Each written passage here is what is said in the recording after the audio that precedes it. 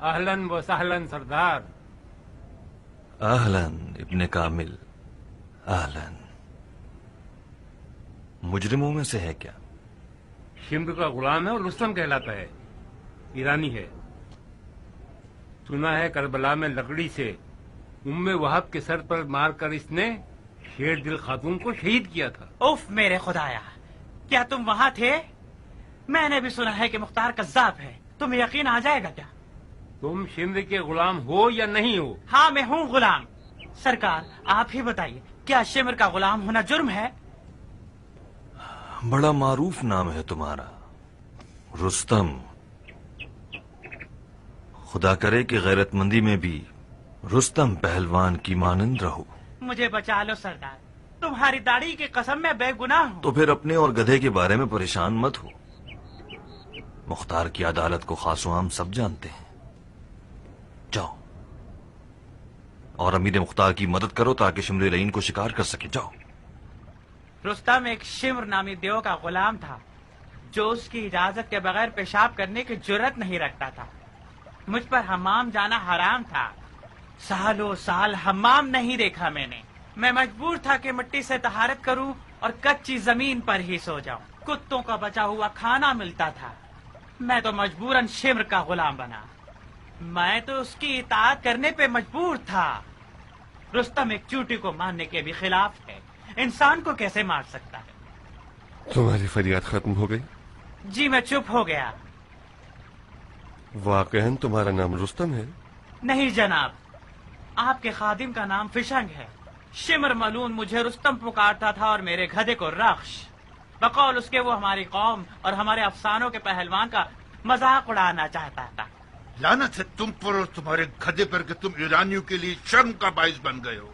خبیث آدمی، شمر جیسے ظالم کی غلامی سے تجھے کیا ملا؟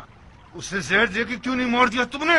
خدا کی پناہ، میں اس کی قبا کو بھی ہاتھ لگاتا تو وہ 7 دفعہ اس کو دھوتا تھا. میرے ہاتھ سے کچھ کھاتا نہیں تو زہر کیسے دیتا؟ فیشان، یہ کہنے سے تمہارا جرم معاف نہیں ہو جاتا کہ تم مجبور تھے.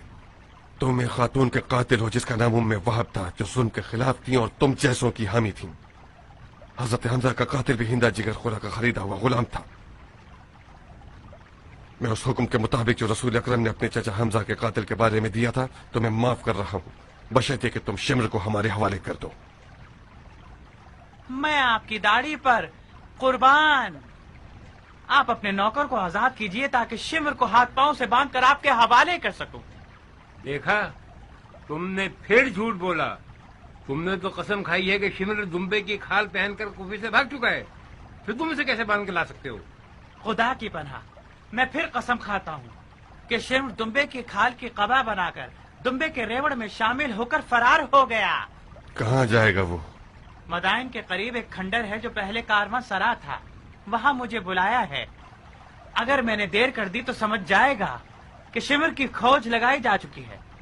کب پہنچنے کا وعدہ کیا تھا؟ آج ہی. میں مدائن جا رہا تھا کہ شہر کے دروازے پر مجھے ان لوگوں نے پہچان لیا. اگر آج شام تک میں اپنے آپ کو شمر تک نہ پہنچاؤں تو وہ سمجھ جائے گا کہ دال میں کچھ کالا ہے. اس کی باتوں پر بھروسہ نہیں کیا جا سکتا امیر. بعید نہیں کہ شمر ملون نے اس بیکار شخص کو لقمہ بنایا ہو تاکہ وہ خود ہمیں اس جال میں پھنسا کر بھاگ سکے. فوراً حکم دو اور کوفے کے تمام اصلی اور فرعی دروازے بند کروا دو. سب کی تفتیش کی جائے، چاہے انسان ہو یا چوپائے. امیر کا حکم پہلے ہی جاری ہو چکا ہے. تمام راستے کڑی نگرانی میں ہیں. فیشان، کیا تم ثابت کر سکتے ہو کہ تم خیانت کا ارادہ نہیں رکھتے؟ اگر آپ کو مجھ پر بھروسہ نہیں تو کسی کو میرے ساتھ بھیج دیجیے، مگر کوئی ایسا ہو جسے شمر نہ پہچانتا ہو.